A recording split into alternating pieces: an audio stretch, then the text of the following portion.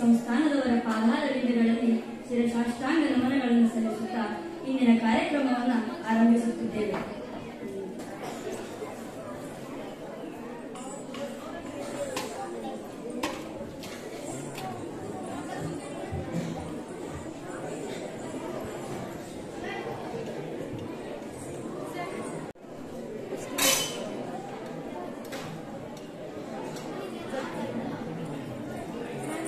ಶಿವಗುರುಕುಲದ ವಿದ್ಯಾರ್ಥಿಯಿಂದ ಶಂಕರನಾಥ.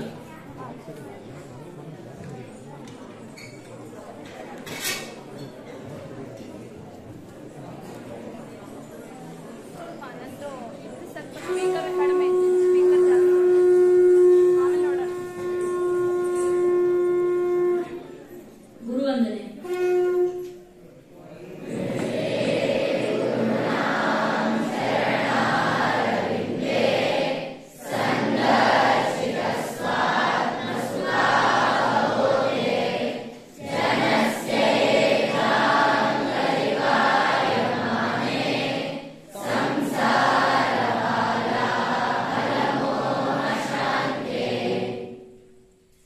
ಶಿವಗುರುಕುಲದ ಛಾತ್ರರಾದ ಆದಿತ್ಯ, ಸಂಪತ್ ಹಾಗೂ ಅಜಿತ್ ಇವರಿಂದ ವೇದಘೋಷ. ಶ್ರೀ ಗುರುಭ್ಯೋ ನಮಃ. ಹರಿ ಓಂ.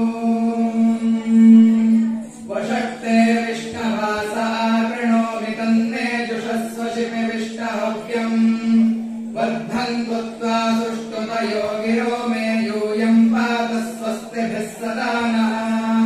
ಪ್ರತತ್ತೆ ಅದ್ಯ ಶಿವೆ ವಿಷ್ಣನಾಮಾರ್ಯಃ ಶಂಸಾಮಿ ವಯುನಾನಿ ವಿದ್ವಾನ್ ತನ್ತ್ವಾ ಗೃಣಾಮಿ ತವ ಸಮತವೀಯಾನ್ ಕ್ಷಯಂತಮಸ್ಯ ರಜಸಃ ಪರಾಗೆ.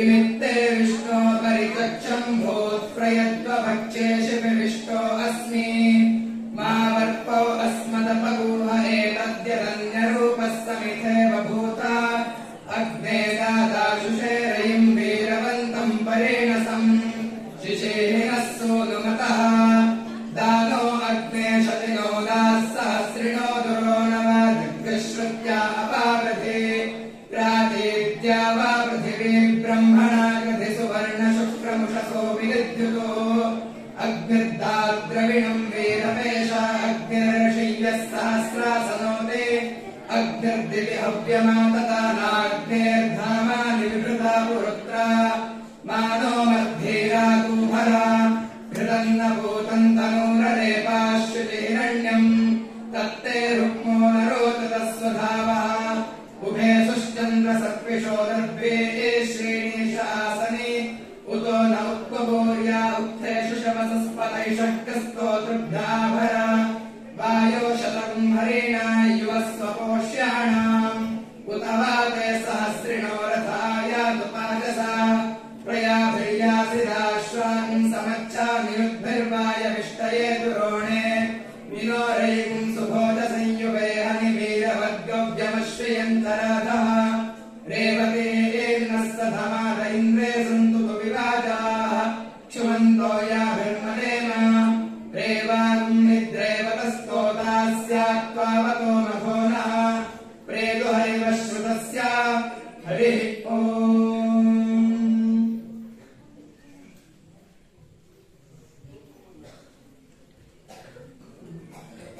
ನವರಾತ್ರಿಯ ಎರಡನೇ ದಿನವಾದ ಇಂದು ದೇವಜಾತ ದೇವಿಯನ್ನ ಆರಾಧಿಸುತ್ತೇವೆ.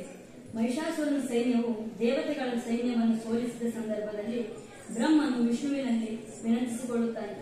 ಆಗ ವಿಷ್ಣುವು ಎಲ್ಲಾ ದೇವತೆಗಳ ಶಕ್ತಿಯನ್ನು ಪಡೆದು ದೇವಿಯ ರೂಪವನ್ನು ತಾಳುತ್ತಾನೆ. ನಂತರ ಎಲ್ಲಾ ದೇವತೆಗಳು ತಮ್ಮ ಆಯುಧವನ್ನು ವಿಷ್ಣುವಿಗೆ ನೀಡುತ್ತಾರೆ. ಈ ರೂಪವನ್ನು ತಾಳಿದ ದೇವಜಾತೆಯನ್ನ ನಾವು ಇಂದು ಆರಾಧಿಸುತ್ತೇವೆ. ಈಗ ಸತ್ಯನಾರಾಯಣ ಶರ್ಮರು ದೇವಿಯ ಕಥನವನ್ನು ಸಾದರಪಡಿಸಲಿದ್ದಾರೆ.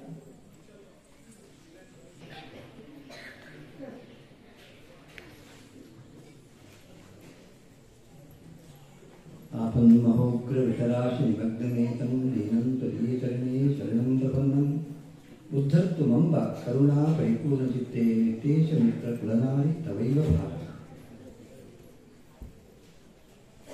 प्राचार्यरे, अध्यापक अध्यापकियರು ಹಾಗೂ ಆತ್ಮೀಯರಾದ ಅಂತೆವಾಸಿ, ಶ್ರೀ ಸನ್ನಿಧಾನದವರ ಚರಣಾರವಿಂದಗಳಿಗೆ ಭಕ್ತಿ ಶ್ರದ್ಧಾ ಪುರಸ್ಸರವಾದ ಪ್ರಣಾಮಗಳನ್ನು ಸಲ್ಲಿಸಿ ನವರಾತ್ರಿಯ ದ್ವಿತೀಯ ದಿನವಾದ ಇಂದಿನ ಕಾಲಘಟ್ಟದಲ್ಲಿ ಇಂದು ಆರಾಧಿತರಾಗಿರುವಂತಹ ದೇವದಾತ ಕುರಿತಾದಂತಹ ಕೆಲವು ವಿಚಾರಗಳನ್ನು ಇಲ್ಲಿ ಪ್ರಸ್ತುತಪಡಿಸಲಿಕ್ಕೆ ಈಗ ಬಂದಿದೆ. ನವರಾತ್ರಿಯ ದ್ವಿತೀಯ ದಿನ ನಿನ್ನೆ ಯೋಗ ನಿದ್ರೆಯ ಕುರಿತಾಗಿ ಸಂಕ್ಷಿಪ್ತವಾಗಿ ಆ ದುರ್ಗೆಯ ಸ್ವರೂಪವನ್ನು ತಿಳಿಸಿಕೊಂಡರು. ಶ್ರೀ ಸನ್ನಿಧಾನದವರು ಕೂಡ ಆ ಯೋಗ ನಿದ್ರೆಯ ಮಹತ್ವ ಏನು ಅನ್ನೋದನ್ನು ಸಂದೇಶ ರೂಪದಲ್ಲಿ ತುಂಬ ಸುಂದರವಾಗಿ ಮನೋಜ್ಞವಾಗಿ ನೀವು ತಿಳಿಸಿಕೊಟ್ಟಿದ್ರು. ಇವತ್ತು ಎರಡನೆಯ ಅವಳ ಅವತಾರ ದೇವಜಾತ. ದೇವಜಾತ ಶಬ್ದಕ್ಕೆ ದೇವತೆಗಳಿಂದ ಹುಟ್ಟಿದವಳು ಅಂತ ಅರ್ಥ. ಇವಳು ದೇವಿ ಹುಟ್ಟೋದು ಹೇಗೆ ಅನ್ನೋ ಪ್ರಶ್ನೆ. ಯಾಕೆಂದರೆ ಆಕೆ ನಿತ್ಯ, ಆಕೆಗೆ ಜನನ ಮರಣಗಳಿಲ್ಲ ಮತ್ತು ಹುಟ್ಟೋದು ಹೇಗೆ?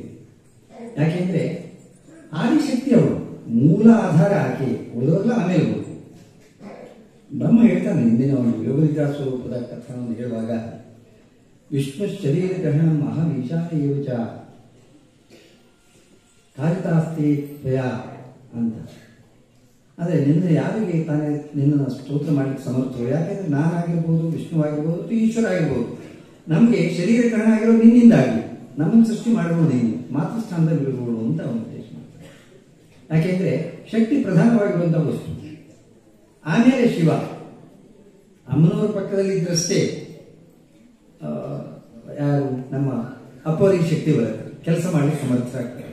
ಆಚಾರ್ಯ ಬಹಳ ಸೊಗಸಾಗಿ ಹೇಳ್ತಾರೆ ಅದನ್ನು. ಶಿವಶಕ್ತಿಯ ಆಯುಕ್ತ ಇದು ಭವತಿ ಶಕ್ತ ಪ್ರಭೇತು. ಶಕ್ತಿಯ ಪಕ್ಕದಲ್ಲಿದ್ದರಷ್ಟೇ ಈಶ್ವರನಿಗೆ ಅವನೇನಾದರೂ ಕೂಡ ಮಾಡಬಲ್ಲ, ಇಲ್ಲದೇ ಅವನು ಹೀರೋ ಅಲ್ಲ, ಹೀರೋ ಆಗ್ತಾನೆ.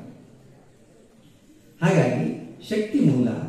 ಆದರೆ ಅವಳು ದೇವಜಾತ ಯಾಕೆ ಆಗೋದು ಅಂದರೆ, ಯಾವಾಗ ದೇವ ಕಾರ್ಯಕ್ಕೋಸ್ಕರ ಅವ್ಯಕ್ತರಾಗಿದ್ದವಳು ವ್ಯಕ್ತರಾಗಿ ತನ್ನ ಸ್ವರೂಪವನ್ನು ತೋರ್ಪಡಿಸ್ತಾಳೆ, ಆಗ ಅವಳನ್ನು ಜಾತ ಅಂತ ಕರೀತಾರೆ. ಹೀಗೆ ದೇವತೆಗಳಿಂದ ಹುಟ್ಟಿದವರು ಅಂದರೆ ದೇವತೆಗಳ ಭಿನ್ನ ಭಿನ್ನ ದೇವತೆಗಳ ತೇಜಸ್ಸಿನಿಂದ, ಅವರ ಅಂಗಾಂಶಗಳಿಂದ, ಅವಯವಗಳಿಂದ, ಅವರ ತೇಜಸ್ಸಿನ ಅವಯವಗಳಿಂದ ಉತ್ಪನ್ನವಾದಗಳು. ಆದ್ದರಿಂದಾಗಿ ಅವಳು ದೇವಜಾತ. ಆ ದೇವಜಾತನಾಗಿ ಹುಟ್ಟುವಂಥ ಸಂದರ್ಭ ಹೀಗಿದೆ. ಒಂದು ಕಥೆ. ಹಿಂದೊಮ್ಮೆ ದೇವತೆಗಳ ವಿರುದ್ಧವಾಗಿ ಮಹಿಷಾಸುರ ಅನ್ನುವನು ರಾಕ್ಷಸ ಯುದ್ಧ ಮಾಡ್ತಾನೆ. ಯುದ್ಧದಲ್ಲಿ ಅವರನ್ನು ಗೆಲ್ತಾನೆ. ಅವರೆಲ್ಲರೂ ಕೂಡ ಸ್ವರ್ಗದಿಂದ ನಿಷ್ಕಾಸರನ್ನಾಗಿ ಮಾಡಿಸ್ತಾನೆ.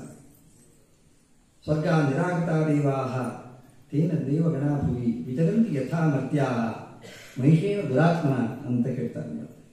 ಅಂದರೆ ಆ ಸ್ವರ್ಗದಿಂದ ದೇವರನ್ನು ರಾಕ್ಷಸನ್ನು ಓಡಿಸಿಬಿಡ್ತಾನೆ. ಅವರೆಲ್ಲರೂ ಕೂಡ ನಮ್ಮ ಹಾಗೆ, ಅಂದರೆ ಮನುಷ್ಯರ ಹಾಗೆ ಈ ಭೂತಲದಲ್ಲಿ ಅಡ್ಡ ಆ ಕಡೆ ಈ ಕಡೆ ತಿರುಗಾಡ್ತಾ ಇದ್ರು ಅಂತ ಹೇಳ್ತಾರೆ. ಅಷ್ಟು ಪರಾಕ್ರಮಿ ಮಹಿಷಾಸುರ. ಸ್ವರ್ಗ ಅವನ ಪಾಲಾಗತ್ತೆ. ಅವರೆಲ್ಲರ ಅಧಿಕಾರವನ್ನು, ದೇವತೆಗಳು ಯಾವ ಅಷ್ಟ ದಿಕ್ಪಾಲಕರಾಗಿರುವ ದೇವತೆಗಳಿದ್ದಾರೆ, ಅವರೆಲ್ಲರ ಅಧಿಕಾರ ಅವನೇ ಸ್ವತಃ ಚಲಾಯಿಸ್ತಾನೆ. ಅಂತ ಒಂದು ಸಂದರ್ಭದಲ್ಲಿ ಈ ದೇವತೆಗಳೆಲ್ಲರೂ ಕೂಡ ಹೋಗಿ ಚತುರ್ಮುಖ ಬ್ರಹ್ಮನ ಹತ್ರ ಹೋಗ್ತಾರೆ. ಅವರು ಇವರು ದೇವವನ್ನು ಕಟ್ಕೊಂಡು ವಿಷ್ಣು ಮತ್ತು ಈಶ್ವರ್ಯದಲ್ಲಿ ಹೋದಾಗ ನಡೆಯುವಂತಹ ಒಂದು ಘಟನೆ ಇದು. ಈ ಮಹಿಷನ ಸ್ವರೂಪವನ್ನು ಅವನ ಉತ್ಪತ್ತಿನ ಕುರಿತು ಕೊಂಚ ನಾವು ತಿಳ್ಕೊಳ್ಬೇಕು. ಅಲ್ಲಿ ಬರೋದಿಲ್ಲ, ಬೇರೆ ಪುರಾಣಾಂತರದಲ್ಲಿ ಇದೆ. ಸ್ಕಾಂದ ಪುರಾಣದಲ್ಲಿ ಈ ಘಟನೆ ಬರುತ್ತೆ. ಅವನ ಆ ಮಹಿಷ ಯಾರು, ಅವನ ಸ್ವರೂಪ ಏನು ಅನ್ನೋದರ ಚಿತ್ರಣ ನಮಗೆ ಸ್ಪಷ್ಟವಾಗಿ ಸಿಗುತ್ತೆ. ವ್ಯಾಸರಲ್ಲಿ ಉಲ್ಲೇಖ ಮಾಡ್ತಾರೆ. ಹಿರಣ್ಯಾಕ್ಷನ ಮಗ ಚಿತ್ರಸಮ ಅಂತ ಒಬ್ಬ ಯುವಕ, ತುಂಬ ಸುಂದರನಾಗಿದ್ದ, ಮಹಾಪರಾಕ್ರಮಿ, ವೀರ ಬೇರೆ. ಆದರೆ ಅವನಿಗೆ ಒಂದು ಸ್ವಭಾವ ಇತ್ತಂತೆ. ಏನಂದರೆ, ಈ ಸಾಮಾನ್ಯ ಎಲ್ಲರೂ ಕೂಡ ವಾಹನವಾಗಿ ನೀವು ಕೂಡ ನೋಡಿರ್ತೀರಿ ಅಥವಾ ಅನುಭವಿಸಿದ್ದೀರಿ, ಕುದುರೆಯನ್ನು ಹತ್ತಿರ್ತೀರಿ ಅಥವಾ ಕುದುರೆ ಸವಾರಿಯನ್ನು ಮಾಡಿರ್ತೀರಿ ಅಥವಾ ಎತ್ತಿನ ಗಾಡಿಯಲ್ಲಿ ಹೋಗಿರ್ತೀರಿ. ಆದರೆ ಅವನು ಅದಲ್ಲ. ಯಾವಾಗಲೂ ಅವನ ಪ್ರೀತಿಕರವಾಗಿರುವ ವಾಹನ ಅಂದರೆ ಕೋಣ. ಕೋಣದ ಮೇಲೆ ಹತ್ತಿ ದಿಗಾಡ್ತಿದ್ದಂಥವ್ರು. ಅದು ಅತ್ಯಂತ ಪ್ರಿಯ ಅವನಿಗೆ. ಅಶ್ವಾದಿಗಳ ಆಗ್ತಾ ಇರಲಿಲ್ಲ, ಕುದುರೆಯನ್ನು ಹತ್ತುತ್ತಾ ಇರಲಿಲ್ಲ. ಹೀಗೆ ಒಮ್ಮೆ ತನ್ನ ಪ್ರೀತಿಯ ವಾಹನವಾಗಿರುವ ಕೋಣವನ್ನು ಹತ್ಕೊಂಡು ಗಂಗಾ ತೀರದಲ್ಲಿ ಹೋಗ್ತಾ ಇದ್ದ. ಆ ಒಂದು ಕಡೆಗೆ ದುರ್ವಾಸ ಮಹರ್ಷಿಗಳು, ಶೀಘ್ರ ಹೋಗ್ಬಿಡು ನಿಮ್ಗೆ ಗೊತ್ತು, ಅವರು ಸಮಾಧಿಸ್ಥರಾಗಿದ್ದರು. ಅದನ್ನು ಇವನು ಗಮನಿಸೋದಿಲ್ಲ. ಇವನು ಹೋಗುವಾಗ ಇವನ ವಾಹನದ ಕೋಣದ ಕಾಲನ್ನು ಬರೆಸೋದು ತಾಗಿಬಿಡುತ್ತೆ, ಪೆಟ್ಟಾಗತ್ತೆ ದುರ್ವಾಸ ಮಹರ್ಷಿಗಳಿಗೆ, ರಕ್ತ ಹರಿಯುತ್ತೆ.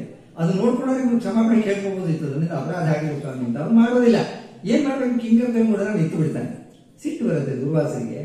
ನೀನು ತಪ್ಪು ಮಾಡಿದ್ದೀಯಾ, ಹಾಗಂತ ತಪ್ಪು ಮಾಡಿದ್ರೆ ಒಪ್ಕೊಂಡು ಹಾಗೆ ನಿಂತಿದ್ಯಾ, ಅದರಿಂದಾಗಿ ನಿನಗೆ ಕೋಣದ ಸ್ವಭಾವ ಆದ್ರಿಂದ ನೀನು ಕೋಣನೇ ಆಗೋದು ಅಂತ ಶಾಪ ಕೊಟ್ಬಿಡ್ತಾರೆ. ತಕ್ಷಣ ಅವನು ಕೋಣ ಆಗ್ತಾನೆ, ಮಹಿಷನಾಗ್ತಾನೆ. ಪಶ್ಚಾತ್ತಾಪ ಆಗುತ್ತೆ. ಆಮೇಲೆ ಕೇಳ್ಕೊಳ್ತಾನೆ, ತಪ್ಪಾಗಿದೆ ತಂದು ನಾನು ಅರಿಯದೆ ಮಾಡಿರುವಂತಹ ಅಪರಾಧ ಇದು, ಆದ್ರಿಂದಾಗಿ ನನ್ನ ಕ್ಷಮಿಸಿ ದಯವಿಟ್ಟು ನನ್ನ ಪೂರ್ವ ಸ್ವರೂಪವನ್ನು ಕೊಟ್ಟು. ಇಲ್ಲ, ಆಗೋದಿಲ್ಲ. ಯಾಕೆಂದ್ರೆ ಒಮ್ಮೆ ಶಾಪವನ್ನು ಕೊಟ್ಟರೆ ಮುಗಿದು ಅದಕ್ಕೆ ಬೇರೊಂದು ರೂಪವನ್ನು ಕೊಡ್ಲಿಕ್ಕೆ ಅಸಾಧ್ಯ, ಪರಿವರ್ತನೆ ಮಾಡಿ ಬರುವುದಿಲ್ಲ ಅಂತ. ಆಗ ಅವನ ರಾಕ್ಷಸ ಗುರುಗಳಾಗಿರುವಂತಹ ಶುಕ್ರಾಚಾರ್ಯರ ಹತ್ರ ಹೋದಾಗ ಶುಕ್ರಾಚಾರ್ಯ ಒಂದು ಸಲಹೆ ಕೊಡ್ತಾರೆ. ಇದನ್ನ ಏನಾದರೂ ಸರಿಪಡಿಸುವಂತಹ ಒಂದು ಅವಕಾಶ ಇದ್ರೆ ಅದು ಈಶ್ವರನಿಗೆ ಮಾತ್ರ. ಆದ್ರಿಂದಾಗಿ ಈಶ್ವರನ ಕುರಿತು ನೀನು ತಪಸ್ಸು ಮಾಡಿದ್ರೆ ಇದೊಂದು ನಿನ್ನ ಪೂರ್ವರೂಪ ಬರ್ಬೋದೇನೋ ಅಂತ ಒಂದು ಸಮಾಧಾನವನ್ನು ಕೊಡ್ತಾರೆ. ಈಶ್ವರನ ಕುರಿತು ಭಗವಾನ್ ತಪಸ್ಸು ಮಾಡ್ತಾನೆ. ಅದರ ಭಾಗ ತಪಸ್ಸು ಮಾಡಿದ ನಂತರ ಈಶ್ವರ ಪ್ರತ್ಯಕ್ಷನಾದಾಗ ಕೇಳೋದು ಇಷ್ಟೇ, ನನ್ನ ಪೂರ್ವರೂಪ ಬರಬೇಕು. ಅದು ಅಸಾಧ್ಯ, ಯಾಕೆಂದ್ರೆ ಅವರು ಮಹರ್ಷಿಗಳು ಕೊಟ್ಟಿರುವಂಥ ಶಾಪ ಅದನ್ನು ಪರಿವರ್ತನೆ ಮಾಡಲಿಕ್ಕೆ ನನಗೆ ಅಸಾಧ್ಯವಾಗುತ್ತೆ. ಆಯ್ತು, ಹಾಗಾದ್ರೆ ಎಲ್ಲರಿಂದ ಅವಧ್ಯತ್ವವನ್ನು ಕೊಡು ಅಂತ ಕೇಳ್ತಾನೆ. ದೇವತೆಗಳಿಂದ, ಮನುಷ್ಯರಿಂದ, ಯಾರಿಂದ ಕೂಡ ನನಗೆ ಮರಣ ಬರಬಾರ್ದು, ನಾಗಗಳಿಂದ ಅಂತ ಅವರನ್ನು ಕೇಳಿದಾಗ ಅವಧ್ಯತ್ವ ಅಮರತ್ವ ಅನ್ನೋದು ಕೊಡ್ಲಿಕ್ಕೆ ಸಾಧ್ಯ ಇಲ್ಲ. ಬೇರೆ ಏನಾದ್ರು ಕೇಳಿದಾಗ ಹಾಗಾದ್ರೆ ಮರಣ ಬರೋದಾದ್ರೆ ಒಬ್ಬ ಸ್ತ್ರೀಯಿಂದ ಬರಲಿ ನನಗೆ ಅಂತ ಕೇಳ್ಕೊಳ್ತಾನೆ. ಅಂದ್ರೆ ಬಹಳ ಪರಾಕ್ರಮಿ ಆಗಿರೋದ್ರಿಂದಾಗಿ ಅವನ್ನ ಇದು ಮಾಡ್ಲಿಕ್ಕೆ ಆಗೋದಿಲ್ಲ, ಬೇರೆ ಯಾರು ಸ್ತ್ರೀ ಒಬ್ಬ ಸೋಲಿಸಲಿಕ್ಕೆ ಆಗ್ಲಿಕ್ಕಿಲ್ಲ ಅನ್ನುವಂತಹ ಒಂದು ಕಾರಣದಿಂದ. ಹಾಗಾಗಿ ಅವನು ಈ ರೀತಿಯಾಗಿ ತಪಸ್ಸಿನ ಮುಖಾಂತರ ಈಶ್ವರ ನೋಡಿಸ್ಕೊಂಡು ವರವನ್ನು ಪಡ್ಕೊಳ್ತಾನೆ. ಆಮೇಲೆ ಅವರು ಈಶ್ವರ ಅದನ್ನು ಹೇಳ್ತಾನೆ, ಆದರೆ ನೀನು ಪೂರ್ಣ ರೂಪದಲ್ಲಿದ್ರು ಕೂಡ ಆ ಶರೀರದಿಂದಲೇ ನಿನಗೆ ಸಿಗ್ಬೇಕಾದಂತ ಎಲ್ಲ ಭೋಗಗಳು ಕೂಡ ಅದನ್ನ ನೀನು ಆಸ್ವಾದಿಸಲಿಕ್ಕೆ ಸಾಧ್ಯ ಅಂತ ಹೇಳ್ತಾನೆ. ಈ ವರವನ್ನು ಪಡ್ಕೊಂಡು ಬಂದ ನಂತರ ತಂದೆಯನ್ನ ಕೊಂದವರು ಅನ್ನುವಂತಹ ಒಂದು ಕಾರಣದಿಂದಾಗಿ ದೇವರ ಮೇಲೆ ಯುದ್ಧಕ್ಕೆ ಹೋಗ್ತಾನೆ. ದೇವರಲ್ಲಿ ಯುದ್ಧದಲ್ಲಿ ಸಾಯಿಸ್ತಾನೆ, ದೇವರು ಸೋಲಿಸ್ತಾನೆ. ಹಾಗಾಗಿ ಇವರೆಲ್ಲ ದಿವ್ಯಗಳ ನಿಯೋಗ ಬ್ರಹ್ಮನ ಬಳಿಗೆ ಮುಖಾಂತರ ಇವರು ಹೋದಾಗ ಅವರ ಕೋಪದಿಂದ ಒಂದು ತೇಜಸ್ಸು ಉದ್ಭವ ಆಯಿತು. ಆ ಎಲ್ಲ ದೇವತೆಗಳ ತೇಜಸ್ಸು ಸೇರಿ ಈ ದೇವಜಾತ ಉದ್ಭವ ಆಗುತ್ತೆ. ಈ ದೇವಜಾತ ಉದ್ಭವ ಆದ ನಂತರ ಅವರೆಲ್ಲ ದೇವತೆಗಳು ಕೂಡ ತಮ್ಮ ತಮ್ಮ ತೇಜಸ್ಸಿಂದ ಉತ್ಪನ್ನರಾಗಿರುವಂತಹ ದೇವಜಾತರಿಗೆ ತಮ್ಮೆಲ್ಲ ಆಯುಧಗಳನ್ನು ಕೊಡ್ತಾರೆ, ಆಭರಣಗಳನ್ನು ಕೊಡ್ತಾರೆ. ಹೀಗೆ ಅವಳು ಸಕಲ ಸನ್ನದ್ಧರಾಗಿ ಮಹಿಷಾಸುರನ ವಿರುದ್ಧವಾಗಿ ಯುದ್ಧ ಮಾಡಿ ರಾಕ್ಷಸರನ್ನ ಸೋಲಿಸಿ ಪುನಃ ಈ ದುರ್ಗಾ ದೇವಿಯ ಸಹಾಯದಿಂದಾಗಿ ದೇವತೆಗಳು ಪುನಃ ಸ್ವರ್ಗವನ್ನ ಆರೋಹಣ ಮಾಡಲಿಕ್ಕೆ ಯಾವ ರೀತಿಯಾಗಿರುವ ಸಹಾಯ ಬೇಕು ಅದನ್ನು ಆಕೆ ಮಾಡ್ತಾಳೆ. ಮಹಿಷಾಸುರನಿಗೆ ಕೊಲ್ತಾಳೆ. ಅದನ್ನು ನಾಳೆ ವಿಸ್ತಾರವಾಗಿ ನೋಡೋಣ. ಪರಮಪೂಜ್ಯ ಶ್ರೀ ಸನ್ನಿಧಾನದ ಆಗಮನ ವೇದಿಕೆ ಆಗ್ತಾ ಇದೆ. ನಾವೆಲ್ಲರೂ ಕೂಡ ಭಕ್ತಿ ಶ್ರದ್ಧಾ ಪುರಸರಾಗಿ ಅವರನ್ನು ಸ್ವಾಗತಿಸೋಣ.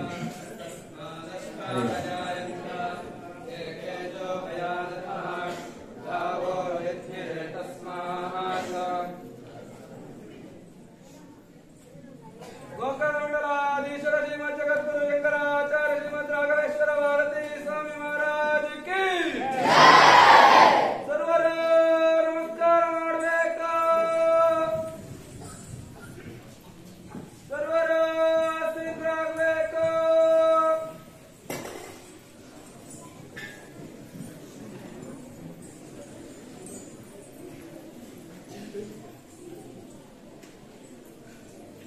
ಹೀಗೆ ದೇವತೆಗಳ ಎಲ್ಲ ತೇಜಸ್ಸು ಒಟ್ಟಾದಾಗ ಅದು ಒಂದು ಸ್ತ್ರೀ ರೂಪವನ್ನ ತಾಳುತ್ತೆ. ಕೇವಲ ಈಶ್ವರನ ಮತ್ತು ವಿಷ್ಣುವಿನ ಕೋಪದ ಅಂಶದಿಂದ ಮಾತ್ರ ಅಲ್ಲ, ಎಲ್ಲ ದೇವತೆಗಳ ಒಂದು ತೇಜಸ್ಸು ಕೂಡ ಅಲ್ಲಿ ಒಟ್ಟಾಗುತ್ತೆ. ಶಕ್ತಿ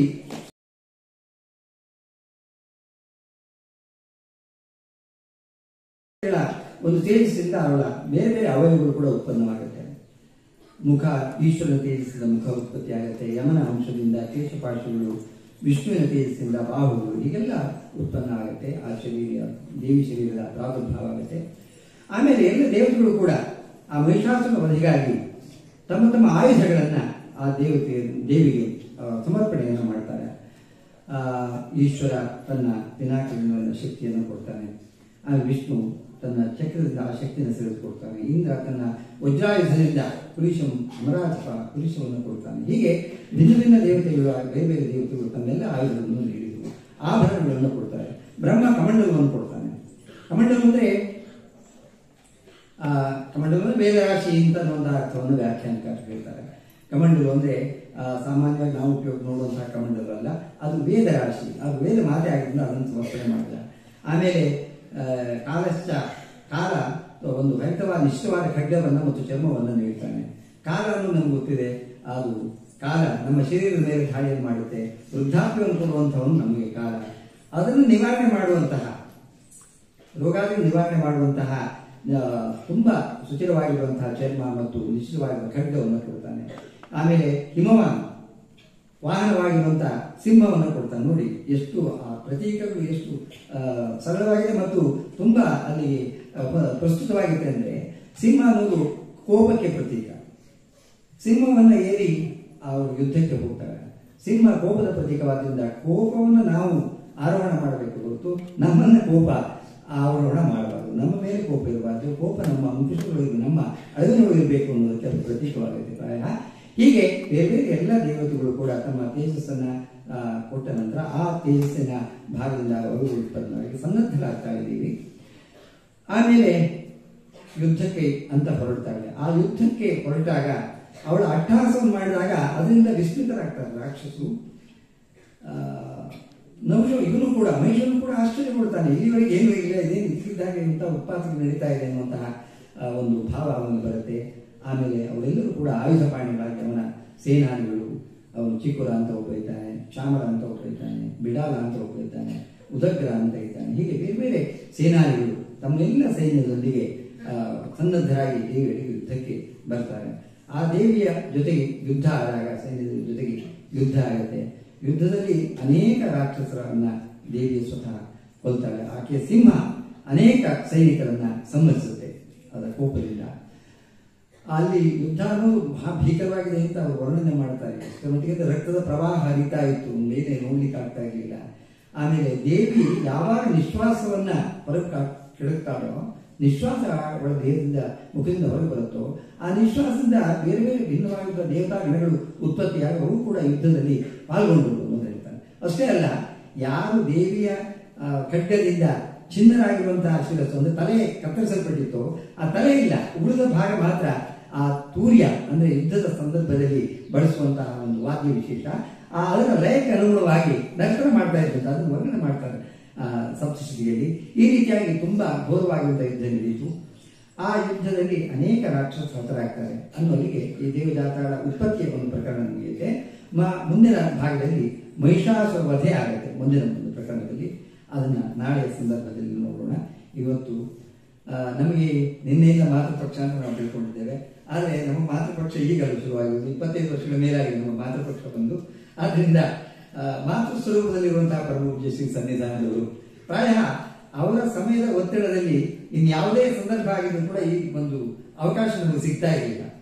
ಆದರೆ ನಮ್ಮದಾಗಿರುವಂತಹ ವಿದ್ಯಾಸಂಸ್ಥೆ ಎನ್ನುವಂತಹ ಒಂದು ಕಾರಣದಿಂದ ಒಂದೆಲ್ಲ ಕೆಲಸವನ್ನು ಬಿಟ್ಟು ನಿಮ್ಮೊಂದಿಗೆ ಅಥವಾ ನಮ್ಮೊಂದಿಗೆ ಇಲ್ಲಿ ಮಿಲಿತರಾಗಬೇಕು ಅನ್ನೋ ಉದ್ದೇಶ, ನಮ್ಮೆಲ್ಲರೂ ಅನುಗ್ರಹಿಸಬೇಕು ಅನ್ನೋ ಒಂದೇ ಉದ್ದೇಶದಿಂದ ಸಮಯಾವಕಾಶವನ್ನು ಮಾಡಿಕೊಂಡು ಇಲ್ಲಿ ಬರ್ತಾ ಇದ್ದಾರೆ. ಅದನ್ನ ನಾವು ಸದುಪಯೋಗಪಡಿಸಿಕೊಳ್ಳೋಣ. ಈ ನವರಾತ್ರಿಯ ಸಂದರ್ಭದಲ್ಲಿ ದ್ವಿತೀಯ ದಿನವಾಗಿರುವಂತಹ ದೇವಜಾತಾದುರ್ಗೆಯ ಕುರಿತಾಗಿರುವಂತಹ ಶ್ರೀ ಸಂದೇಶವನ್ನ ಪರಮಪೂಜ್ಯ ಶ್ರೀ ಸನ್ನಿಧಾನದವರು ನಾವು ಅನುಗ್ರಹಿಸಬೇಕು ಅಂತ ಈ ಸಂದರ್ಭದಲ್ಲಿ ಅವರ ದಿವ್ಯ ಚರಣಾರವಿಂದಗಳಲ್ಲಿ ಪ್ರಾರ್ಥಿಸ್ತಾ ಇದ್ದೇನೆ. ನಮಸ್ತೆ. ಹರೇ ರಾಮ. ಹರೇ ರಾಮ.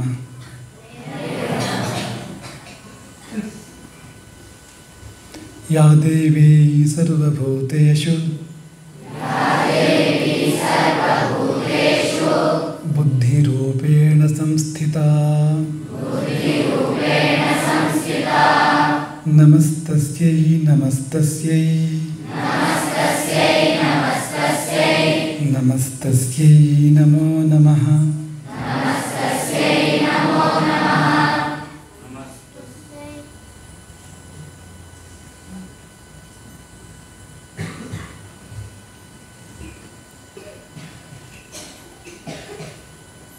ನಾವು ಯಾವುದನ್ನು ಪ್ರೀತಿಸ್ತೇವೆ, ಯಾವುದನ್ನು ಹಚ್ಕೊಳ್ತೇವೆ, ಯಾರನ್ನು ಪ್ರೀತಿಸ್ತೇವೆ, ಯಾರನ್ನು ಹಚ್ಕೊಳ್ತೇವೆ, ಅವರ ಗುಣಗಳು ನಮಗೆ ಬರುತ್ತೆ.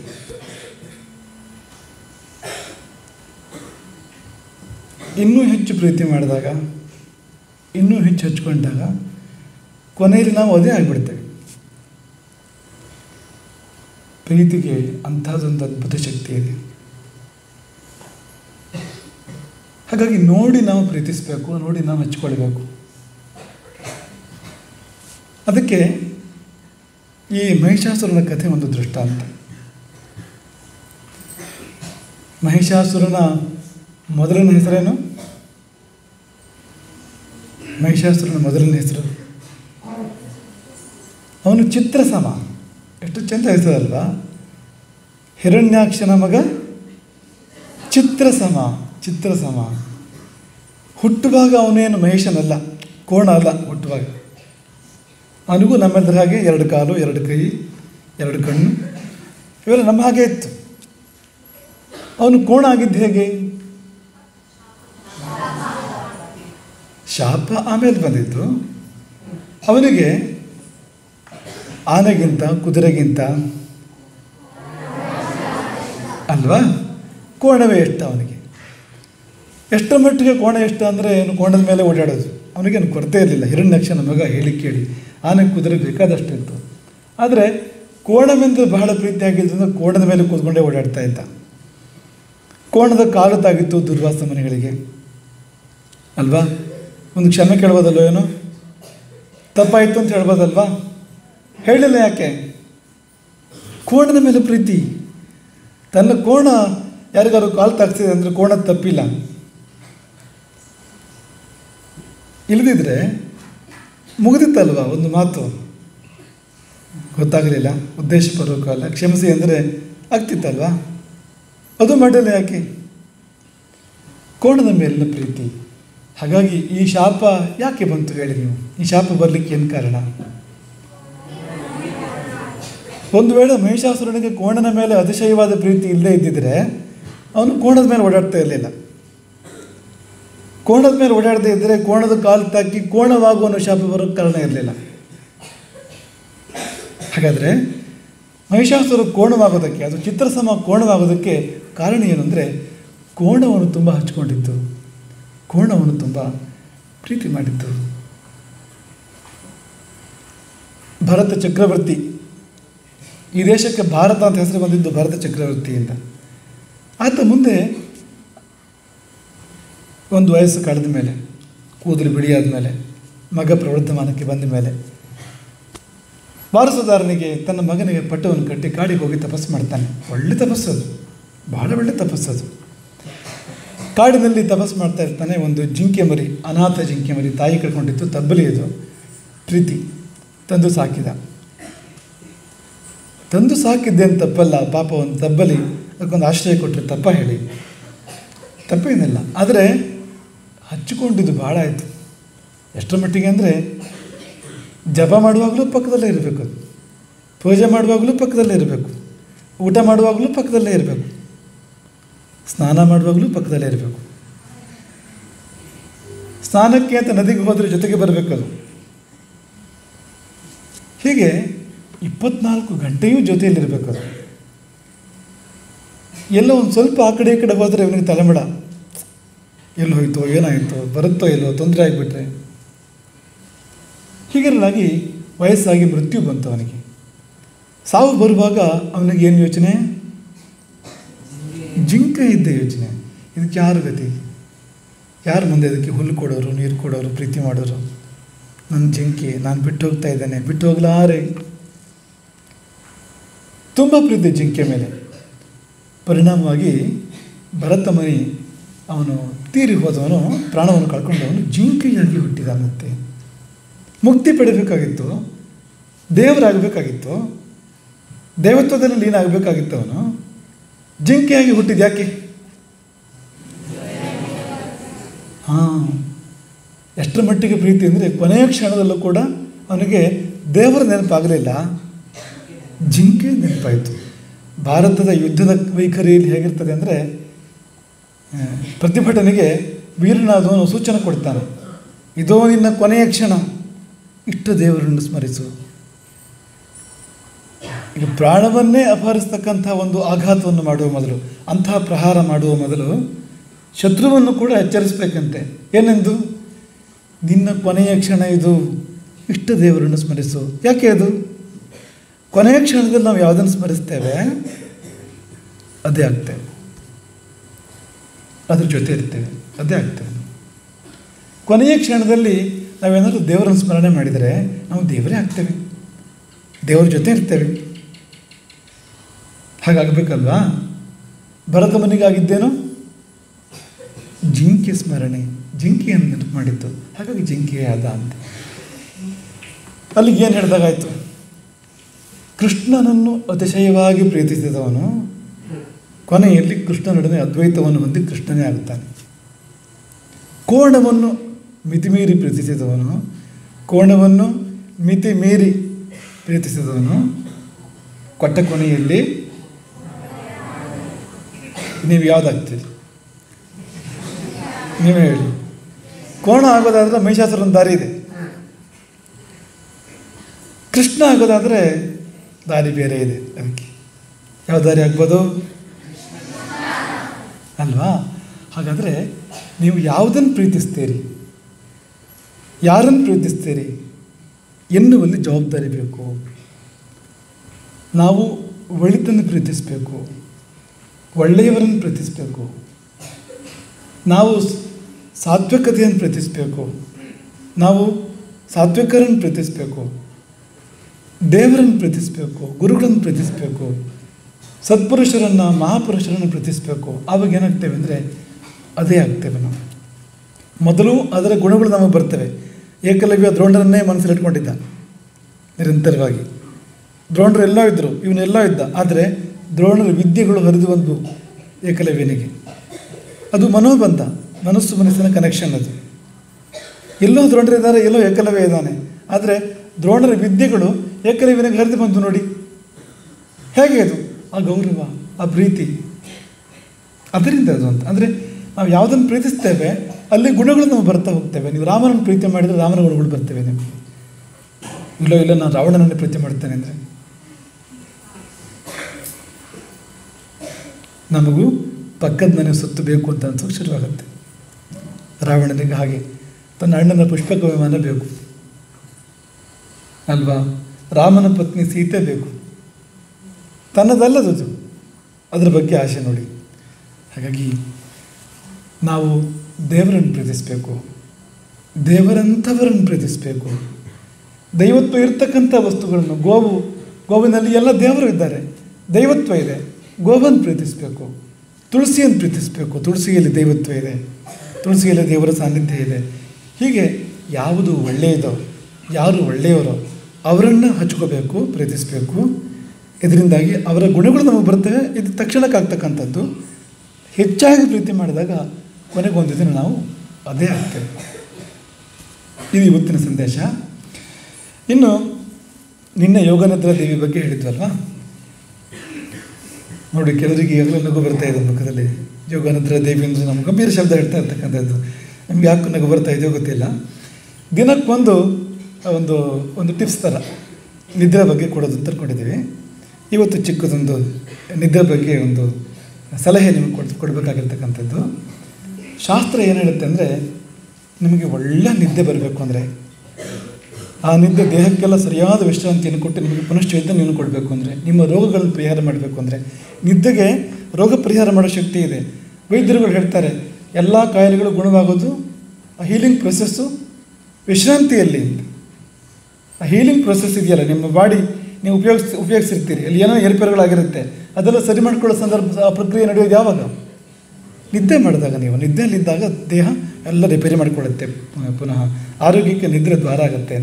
ಹೀಗೆ ನಿದ್ರೆಯ ಪೂರ್ಣ ಫಲ ಬರಬೇಕು, ನಿದ್ದೆಯಿಂದ ನಿಮಗೆ ಆಗಬೇಕಾದ ಎಲ್ಲ ಶ್ರೇಯಸ್ಸು ಆಗಬೇಕು ಅಂದರೆ ಅದಕ್ಕೊಂದು ಚಿಕ್ಕ ಸೂತ್ರ ನಿಮ್ಗೆ ಹೇಳ್ತಿದ್ದೀವಿ. ಅದಕ್ಕೆ ನೆನ್ಪಿಟ್ಕೊಳ್ಳಿದನ. ಶ್ವಾಸಾನ್ ಅಷ್ಟೌ ಸಮುತ್ಥಾನ ತಾನ್ ಬಿಫ್ ಪಾರ್ಶ್ವೇತು ದಕ್ಷಿಣೆ ತತಃ ತದ್ಗುಣಾನ್ ವಾಮೆ ಪಶ್ಚಾತ್ ಸ್ವಪ್ಯ ತಥಾ ಸುಖಂ. ರಾತ್ರಿ ಮಲಗಬೇಕಾದ್ರೆ ಹೇಗೆ ಮಲಗ್ತೀರಿ ನೋಡಿ? ಹೀಗೆ ಮಲಗ್ಬೋದು, ಹೀಗೆ ಮಲಗ್ಬೋದು, ಹೀಗೆ ಮಲಗ್ಬೋದು, ಹೀಗೆ ಮಲಗ್ಬೋದು, ಹೀಗೆ ಮಲಗ್ಬೋದು. ಹೇಗೆ ಮಲಗ್ತೀರಿ ನೀವು? ಹೀಗೆ, ಹೀಗೆ, ಹೀಗೆ, ಹೀಗೆ, ಅಥವಾ ಹೀಗೆ? ಯಾವುದು ಹೇಳಿ? ನಮ್ಮ ಕೈ ಬೆರಳು ಕಾಣಿಸ್ತಾ ಇದೆ ನಿಮಗೆಲ್ಲ? ಆ ಹಿಂದೆ ಇರೋರಿಗೆ, ಕೊನೆಯಲ್ಲಿರೋರಿಗೆ ಅಂಗಾತ ಮಲಗಬಹುದು, ಬೋರ್ಲು ಮಲಗಬಹುದು, ಎಡಮಗ್ಲಲ್ಲಿ ಮಲಗಬಹುದು, ಬಲಮಗ್ಲಲ್ಲಿ ಮಲಗಬಹುದು, ಅಥವಾ 8 ಅಂಕೆ ಅಂತ ಕೂಡ ಮಲಗಬಹುದು. 8 ಅಂಕೆ ಇದೆಯಲ್ವ, ಇಂಗ್ಲೀಷ್ 8, ಆ ಥರ ಕೂಡ ಮಲಗ್ಬೋದು. ಹೇಗೆ ಮಲಗೋದು ನೀವು? ಇದ್ದ ವಿಷಯ ಹೇಳ್ಬೇಕಪ್ಪ, ಸತ್ಯ ಹೇಳಬೇಕು. ಎಲ್ಲರೂ ಎಡಮಗ್ಲಲ್ಲಿ ಮಲಗ್ತಾ ಇದ್ದೀರಾ? ಎಡಮಗ್ಲಲ್ಲಿ ಮಲಗೋರು ಕೈ ಎತ್ತಿ. ಓ ಇಷ್ಟೇ ಆಯಿತು. ಬಲಮಗ್ಲ ಮಲಗೋರ್ ಕೈ ಐತಿ, ಜಾಸ್ತಿ ಇದೆ ಇದು. ಅಂಗಾತ ಮಲಗೋರ್ ಕೈ ಐತಿ, 8 ಅಂಕಿಯಲ್ಲಿ ಮಲಗೋರ್ ಕೈ ಐತಿ, ಸಂಕೋಚ ಇಲ್ಲದೆ ಕೈ ಐತಿ, ಏನು ತೊಂದರೆ ಇಲ್ಲ, ಏನು ಬೇಜಾರು ಮಾಡ್ಕೋಬೇಡಿ. ಎಲ್ಲರೂ ಚಿಕ್ಕವರಾಗ ದೊಡ್ಡವರಾಗೋದು, ನಾವೆಲ್ಲ ತಿದ್ದುಗಳು ತಗೋಬೇಕಲ್ವಾ, ಏನು ಬೇಜಾರು ಮಾಡ್ಕೋಬೇಡಿ, ಇರಲಿ ಬಿಡಿ. ಮಲಗುವಾಗ ಮೊದಲು ಅಂಗಾತ ಮಲಗಬೇಕು, 8 ಉಸಿರಾಡಬೇಕು. ಅಂಗಾತ ಮಲಗಿ ಸಮಾಧಾನದ 8 ಉಸಿರಾಟ. ಶ್ವಾಸಾನ್ ಅಷ್ಟವು ಸಮುತ್ತಾನ. ಸಮುತ್ತಾನ ಅಂದ್ರೇನು? ಅಂಗಾತ ಮಲಗಿ 8 ಉಸಿರು, ಆಯಿತಾ? 8 ಉಸಿರಾದ್ಮೇಲೆ ತಾನು ದ್ವಿಫ್ ಪಾರ್ಶ್ವೇತು ದಕ್ಷಿಣಿ, ಬಲಮಗ್ಗುಲಾಗಿ 16 ಉಸಿರಾಟ. 8 ಉಸಿರಾಟ ಅಂಗಾತ, 16 ಉಸಿರಾಟ ಆ ಬಳಿಕ ಬಲಮಗ್ಗುಲಾಗಿ, ಆಮೇಲೆ ಎಡಮಗ್ಗುಲಾಗಿ 32 ಉಸಿರಾಟ. ಅದರ ನಂತರ ನೀವು ಹಾಗೆ ಇದ್ರೂ ಪರವಾಗಿಲ್ಲ, ಹೇಗೆ ಅನುಕೂಲವೂ ಹಾಗೆ ಮಲಗಬೇಕು. ಆದರೆ ಒರೆ ಕೊರೆ ಇಲ್ಲ. ಅಂಗಾತ ಬೇಕಾದ್ರೆ ಮಲ್ಕೋಬೇಕು, ಅದ್ರ ನಂತರ ಬೇಕಾದರೆ. ಅಂದರೆ 32 ಉಸಿರಾಟ ಆಗುವಷ್ಟಾದರೂ ಕೂಡ ಎಡಮಗ್ಗುಲಲ್ಲಿ ಮಲಗಬೇಕು. ಉಂಡು 100 ಅಡಿ ನಡೆದು ಕೆಂಡದಲ್ಲಿ ಕೈ ಕಾಸಿ, ನೀವು ಕೇಳಿದಿರಲ್ವ ಅದನ್ನ. ಗಂಡು ಮೇಲಾಗಿ ಮಲಗಿದರೆ, ಗಂಡು ಅಂದರೆ ನಮ್ಮ ಬಲಭಾಗ, ದೇಹದ ಬಲಭಾಗ ಗಂಡು, ಎಡಭಾಗ ಹೆಣ್ಣು, ಯಾರಾದರೂ ಕೂಡ ಪುರುಷರಾಗಲಿ ಸ್ತ್ರೀಯಾಗಲಿ ಕೂಡ. ಹಾಗಾಗಿ ಅದು ಮೇಲೆ ಬರುವಂತೆ ಅಂದರೆ ಬಲಭಾಗ ಮೇಲೆ ಬರುವಂತೆ ಮಲಗಬೇಕು ಅಂತ. ಅಲ್ಲಿ 32 ಉಸಿರಾಟ. ಹಾಗೆ ಮಲಗಿದರೆ ಆಹಾರವೂ ನಮಗೆ ಒಳ್ಳೆಯದಾಗತ್ತೆ, ಅದು ಚೆನ್ನಾಗಿ ಜೀರ್ಣ ಆಗುತ್ತೆ. ಅದು ದೇಹಕ್ಕೆ ಹೇಗೆ ಸೇರಬೇಕು, ಎಷ್ಟು ಸೇರಬೇಕು, ಯಾವ ರೀತಿ ಸೇರಬೇಕು, ಅದೆಲ್ಲ ಸೇರುತ್ತೆ.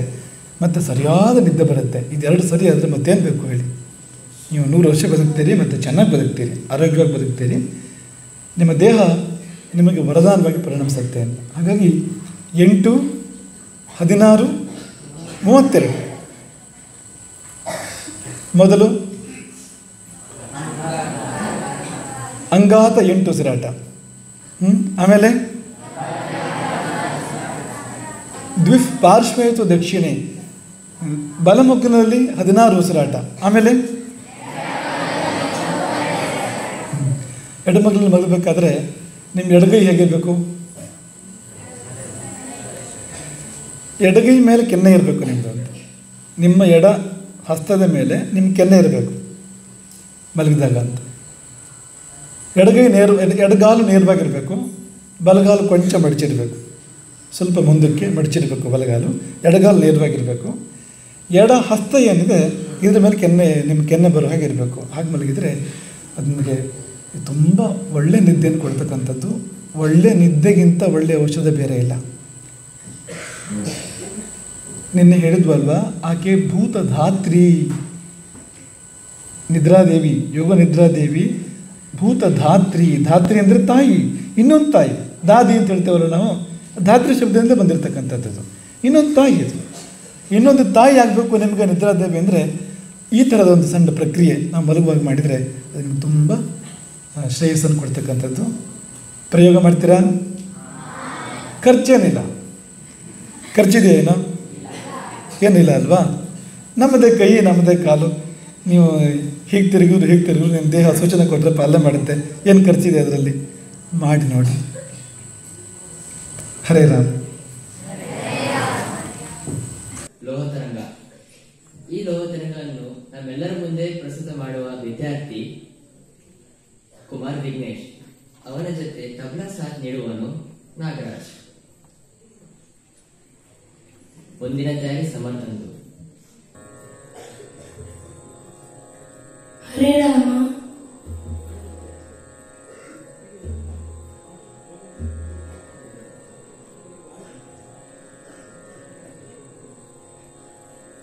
ಮಾರ್ಗವಂಶ ರಾಗ ನಾನು ಈಗ ನುಡಿಸಲು ಪ್ರಯತ್ನಿಸುತ್ತೇನೆ.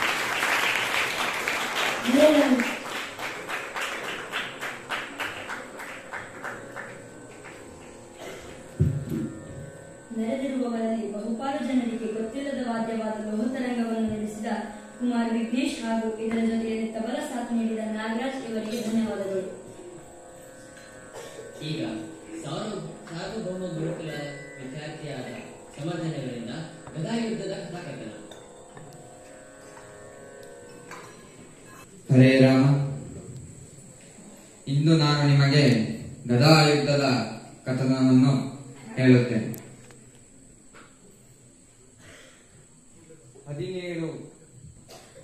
17 ದಿನದ ಯುದ್ಧ ಮುಗಿದಿದೆ.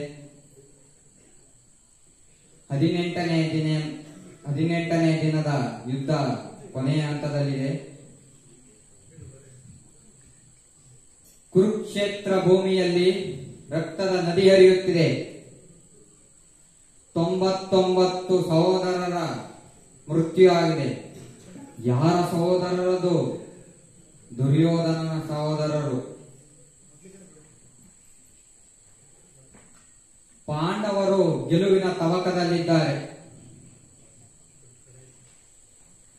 ಅಂದ್ರೆ ಈಗ ದುರ್ಯೋಧನನ್ನ ಸೂರ್ಯಾಸ್ತದ ಮುಂಚೆ ಹತ್ಯೆಗೊಳಿಸ್ಬೇಕು.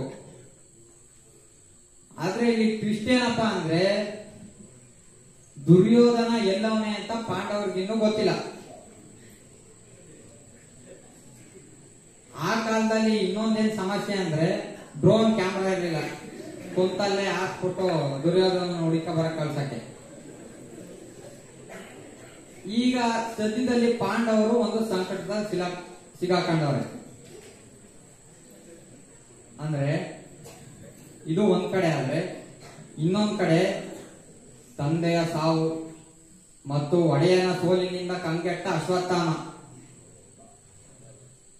ಅವನು ಮತ್ತು ಕೃತವರ್ಮ ಹಾಗೂ ಕೃಪಾಚಾರ್ಯರು ವೈಶಂಪಾಯನ ದಡದ ತೀರಕ್ಕೆ ಬಂದು ನಿಂತವ್ರೆ.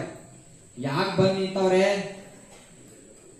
ದುರ್ಯೋಧನನಿಂದ ಸೇನಾಧಿಪತ್ಯದ ಅಧಿಕಾರವನ್ನು ಸ್ವೀಕರಿಸಲು ಅಶ್ವತ್ಥಾಮ ದಡದ ತೀರಕ್ಕೆ ಬಂದು ನಿಂತವನೆ.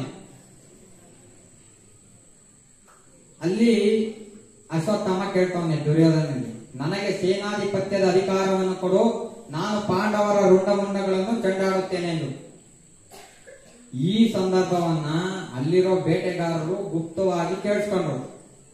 ಏನ್ ಸುಮ್ನಿದ್ರ? ಇರ್ಲಿಲ್ಲ. ಇದನ್ನ ಹೋಗಿ ಭೀಮನು ತಿಳಿಸಿದ್ರು. ಆ ಭೀಮನಿಗಂತೂ ಮರುಭೂಮಿ ನೀರ್ ಸಿಕ್ಕಂಗಾಯ್ತು. ಅಂದ್ರೆ ಹಾಲು ಕುಡ್ದ ಸಂತೋಷ ಆಯ್ತದ ಅಂತಲ್ಲ, ಹಂಗಾಯ್ತು. ಈಗ ಅವನ್ ಭೀಮ ಏನ್ ಮಾಡ್ದ? ಅವನ ಅಣ್ಣ ತಮ್ಮಂದರ ಜೊತೆ ಕೃಷ್ಣನ್ ಜೊತೆ ವೈಶಂಪಾಯನ ದಡಕ್ ಬಂದ್ ಸೇರ್ದ.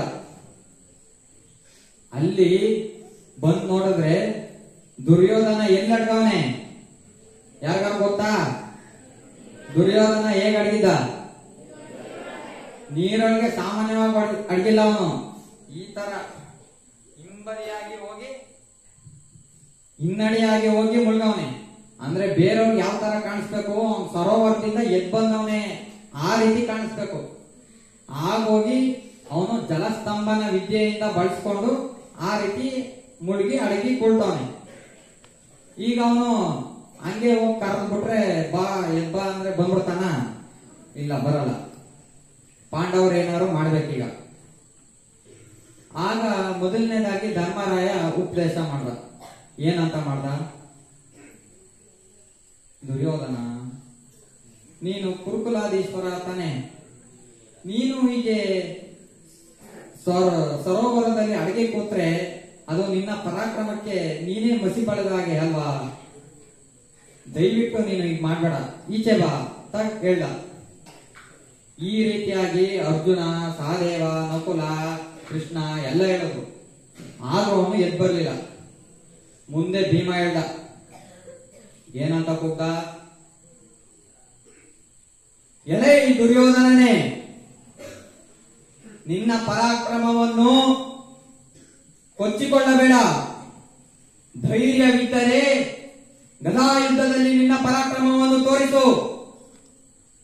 99 ಸಹೋದರರ ಮೃತ್ಯುವಾದರೂ ಪರಾಕ್ರಮದ ಶಕ್ತಿ ಇಲ್ಲದೆ ಸರೋವರದಲ್ಲಿ ಅಡಗಿ ಕೂತಿರುವೆ. ಪ್ರತೀಕಾರದ ಮನೋಭಾವವಿಲ್ಲವೇ ನಿನಗೆ? ನಪುಂಸಕನೇ, ನೀನು ಪುರುಷನೇ ಆದರೆ ನನ್ನೊಂದಿಗೆ ಯುದ್ಧ ಮಾಡು ಬಾ ಅಂತ ಕರೆದ. ಆ ದುರ್ಯೋಧನನ್ಗೆ ಇವನ ಚುಚ್ಚು ಮಾತುಗಳಿಂದ ಕೋಪ ಬಂದೋಯ್ತು. ಅವನ್ ಪಟ್ ಅಂತ ಸರೋವರದಿಂದ ಎದ್ ಬರ್ತಾ ಇದ್ದಂಗೆ ಮಾತಾಡ್ದ. ನಿನ್ನ ಹೆದರಿಕೆಯಿಂದ ನಾನು ಅಲ್ಲಿ ಕೂತಿರ್ಲಿಲ್ಲ. ನಾನು ರಣತಂತ್ರದ ಯೋಚನೆಗಾಗಿ ಅಲ್ಲಿ ಅಡಿಗೆ ಕೂತೆ ವಿನಃ ನಿನ್ನ ಹೆದರಿಕೆಯಿಂದಲ್ಲ. ಬಾ, ಈಗ ನಾನು ಸಂಪೂರ್ಣ ತಯಾರಾಗಿದ್ದೇನೆ. ಛಲವಿದ್ದರೆ ನನ್ನೊಂದಿಗೆ ಹೋರಾಡು, ಬಾ ಅಂದ. ಈಗ ಇಬ್ರು ಮಧ್ಯೆ ಘನಘೋರವಾದಂತ ಯುದ್ಧ ಶುರುವಾಯಿತು. ಇಬ್ರು ಸರಿ ಸಮಾನವಾದಂತ ಯೋಧರು, ಎಲ್ಲ ಬಡಿದ್ರು. ಆದ್ರೆ ಇಲ್ಲಿ ದುರ್ಯೋಧನ ವಜ್ರಕಾಯದ ದೇಹದ ಮುಂದೆ ಭೀಮ ಸೆಣಸ್ಲಕ್ಕಾದೆ ಮೂರ್ಛೆ ಹೋದ. ಆಗ ಕಷ್ಟ ಕಾಲದಲ್ಲಿ ಕೃಷ್ಣ ಬನ್ನಗೆ ಹೇಳ್ದವನು, ನೋಡು ದುರ್ಯೋಧನ, ಭೀಮ ಮೂರ್ಛೆ ಹೋಗಿದ್ದಾನಷ್ಟೇ. ಅವನು ಶಕ್ತಿಶಾಲಿ ಯೋಧ, ಅವನನ್ನು ನಾನು ಎಬ್ಬಿಸುವೆ ಎಂದು ಅವನು ಎಚ್ಚರ ಮಾಡ. ಆಮೇಲೆ ಎಚ್ಚರ ಮಾಡಿದಂತ ಮತ್ತೆ ಇಬ್ಬರ ನಡುವೆ ಯುದ್ಧ ಶುರುವಾಯಿತು. ಹೀಗೆ ಯುದ್ಧ ಶುರುವಾದ ಹೊಡೆದಾಡಿದ್ರು. ಕಡೆಗೆ ಕೃಷ್ಣ ಭೀಮನ್ ಸಂದೇಶ ಕೊಟ್ಟ, ನೋಡು ಅವ್ನು ತೊಡೆಗೊಡಿ, ದುರ್ಯೋಧನ ತೊಡೆಗೊಡಿ, ಅವ್ನು ಸಾಯ್ತಾನೆ ಅಂತ. ಹಂಗೆ ಹೊಡೆದ. ಚಾಚು ತಪ್ಪದೆ ಕೃಷ್ಣನ ಆದೇಶನ ಪಾಲಿಸ್ತಾ ಭೀಮ್ ದುರ್ಯೋಧನನಿಗೆ ಸೋಲುಣಿಸ್ತ. ಈ ರೀತಿಯಾಗಿ ಪಾಂಡವರು ಗೆದ್ರು, ಕೌರವರು ಸೋತರು. ಈ ಕಥೆಯ ಸಂದೇಶ ಏನಪ್ಪಾ ಅಂದ್ರೆ, ಮಾಡಿದ್ದುಣ್ಣೋ ಮಹಾರಾಯ. ಕೃಷ್ಣನ ಮಾತಿನಂತೆ ಕರ್ಮಕ್ಕೆ ತಕ್ಕಂತೆ ಅವನ ಫಲ. ಅಂದ್ರೆ ದುರ್ಯೋಧನ ಏನ್ ಮಾಡ್ದ, ಪಗಡೆ ಆಟದಲ್ಲಿ ಪಾಂಡವರನ್ನ ಅಧರ್ಮವಾಗಿ ಸೋಲಿಸ್ತ. ಈಗ ದುರ್ಯೋಧನನ್ಗೆ ಏನಾಯ್ತು, ಅವನ ಮೃತ್ಯುಯಲ್ಲಿ ಅಧರ್ಮ ಅವನ ಜೊತೆ ಆಯ್ತು. ಅವನು ಅಧರ್ಮದಿಂದ ಮೃತ್ಯುವನ್ನ ಸ್ವೀಕರಿಸ್ತ. ಯಾಕೆ ಅಂದ್ರೆ ಗದಾ ಯುದ್ಧದಲ್ಲಿ ಯಾವತ್ತು ಸೊಂಟದ ಕೆಳಭಾಗದಲ್ಲಿ ಆಕ್ರಮಣ ಮಾಡಂಗಿಲ್ಲ, ಮಾಡಿದ್ರು ಅದು ಅಧರ್ಮ. ಅವನು ಕೆಳ ತೊಡೆಯಿಂದ ಒಡ್ಸ್ಕೊಂಡು ಸತ್ತ ಅಂದ್ರೆ ಅದು ಅಧರ್ಮದಿಂದ ಸತ್ತ. ಅಂದ್ರೆ ಅವನ್ ಏನ್ ಮಾಡಿದ್ನು ಅದೇ ವಾಪಸ್ ಅವನ್ಗೆ ಬಂದು ಇದಾಯ್ತು ಅಂತ. ಇನ್ನೊಂದು ಸಂದೇಶ ಏನಂದ್ರೆ, ನಾವು ನಮ್ಮ ನಿರ್ಧಾರಗಳು ಹೇಗಿರ್ಬೇಕು ಅಂದ್ರೆ, ನಮ್ಮವರನ್ನು ಎತ್ತರಕ್ಕೆ ಒಯ್ಯಬೇಕು ವಿನಃ ನಮ್ಮವರನ್ನು ಕ್ಷೀಣಿಸಬಾರದು. ಅಂದ್ರೆ ಇಲ್ಲಿ ದುರ್ಯೋಧನನ ನಿರ್ಧಾರ ಹೇಗಿತ್ತು ಅಂದ್ರೆ, 99 ಸಹೋದರರ ಜೊತೆಗೆ ಅವನು ಸತ್ತ, ಇಡೀ ಕೌರವ ವಂಶವೇ ನಾಶವಾಗೋಯ್ತು. ಇಲ್ಲಿ ಯುಧಿಷ್ಠಿರನ ನಿರ್ಧಾರ ಹೇಗಿತ್ತು ಅಂದ್ರೆ, ಅವನ ನಿರ್ಧಾರ ಇಡೀ ಕುಟುಂಬವನ್ನ ಎತ್ತರಕ್ಕೆ ತಗೊಂಡೋಯ್ತು. ಅಷ್ಟೇ. ಧನ್ಯವಾದಗಳು. ಕುಮಾರಿ ಕಾವ್ಯ, ಕುಮಾರಿ ಸುನಂದ, ಕುಮಾರಿ ತೇಜ್ನವಿ, ಕುಮಾರಿ ವಿಸ್ಮಯ, ನಿತ್ಯ ಹಾಗೂ ಸಹನ. ಈ ವೇದಿಕೆ ಈಗ ನಿಮಗಾಗಿ. Thank you.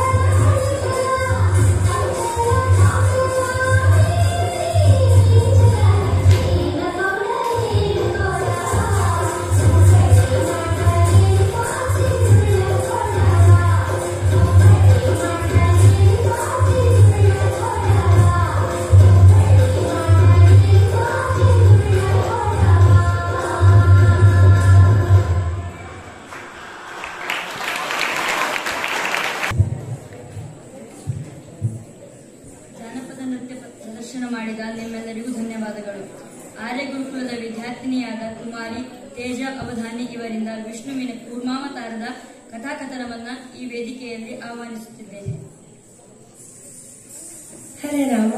ಶ್ರೀಮದ್ ಜಗದ್ಗುರು ಶಂಕರಾಚಾರ್ಯ ಶ್ರೀ ಶ್ರೀ ರಾಘವೇಶ್ವರ ಭಾರತಿ ಮಹಾಸ್ವಾಮಿಗಳವರ ದಿವ್ಯ ಚರಣಾರವಿಂದಗಳಿಗೆ ನಮಿಸುತ್ತಾ ಶ್ರೀ ವಿಷ್ಣು ದಶಾವತಾರದ ಎರಡನೇ ಅವತಾರವಾದ ಕೂರ್ಮಾವತಾರದ ಬಗ್ಗೆ ಇವತ್ತು ನಾನು ಹೇಳ್ತಾ ಇದ್ದೀನಿ.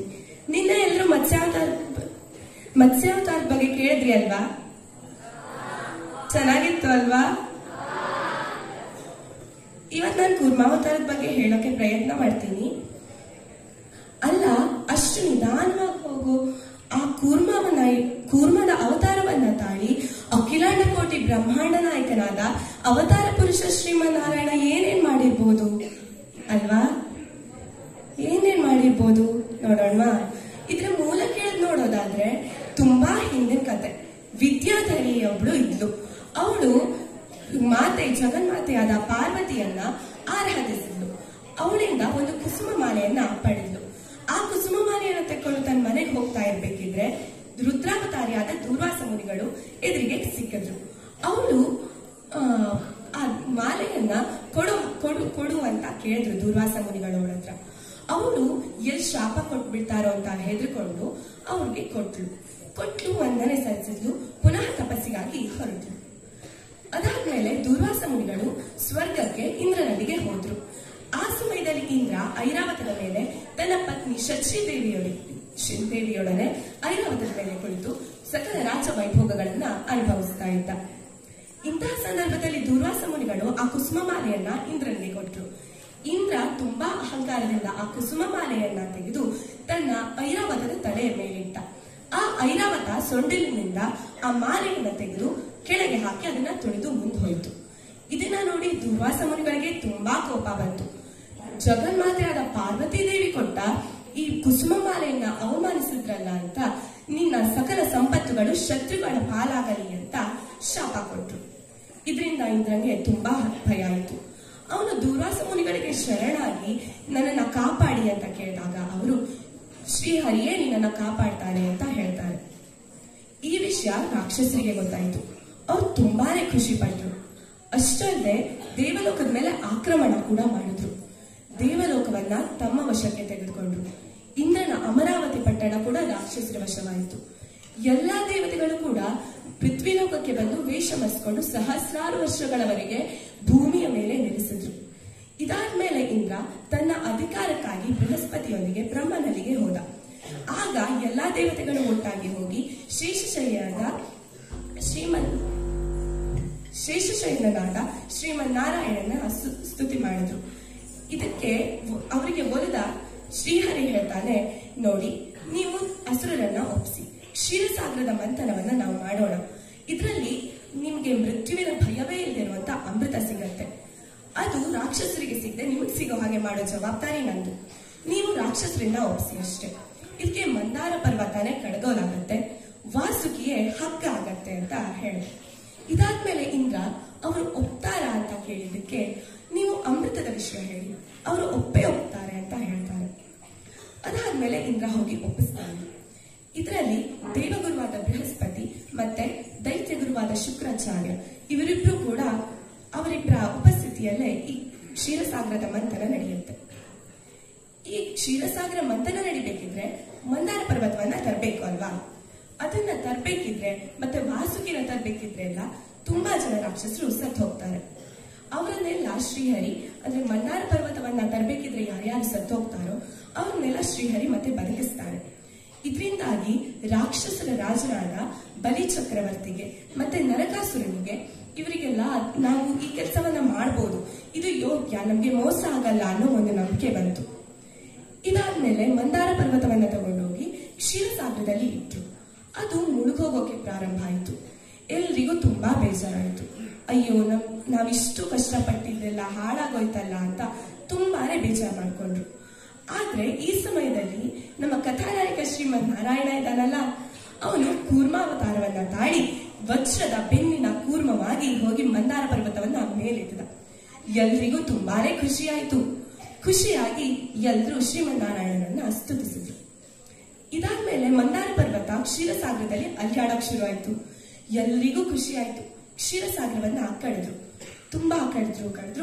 ಅದಾದ್ಮೇಲೆ ಒಂದು ವಾರುಣಿ ಅನ್ನುವಂತಹ ಒಂದು ಸುರೆ ಅದರಿಂದ ಮೇಲೆದ್ದು ಬಂತು.